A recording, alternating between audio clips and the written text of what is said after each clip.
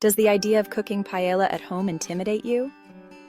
Let's break it down together and turn you into a paella pro in just minutes. First up, gather your ingredients. Quality is key here. You'll need saffron, a true game changer for that golden color and distinct flavor.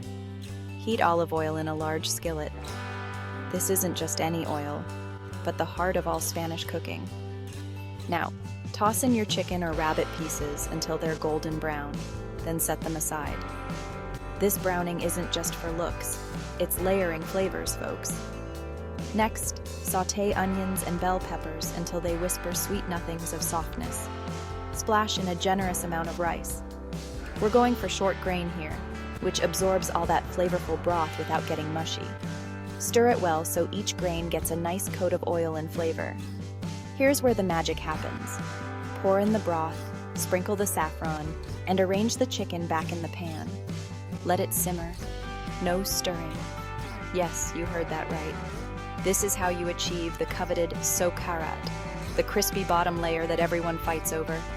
Add a handful of shellfish in the last 10 minutes, and there you have it.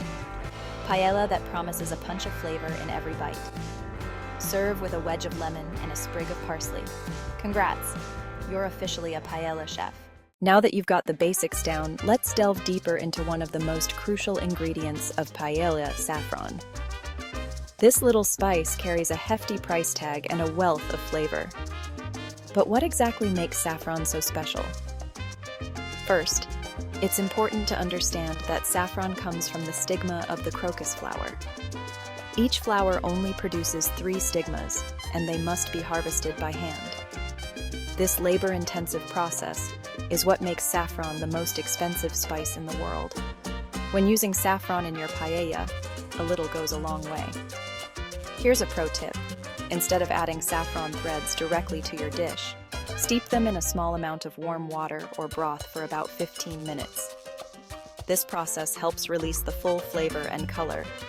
Once your saffron has steeped, pour the liquid into your paella pan along with the broth. This ensures that every grain of rice absorbs that unique saffron flavor, resulting in a beautifully golden and aromatic dish. Remember, saffron is the soul of paella, giving it that distinctive taste and vibrant hue. And there you have it. You've just unlocked one of the secrets to mastering paella.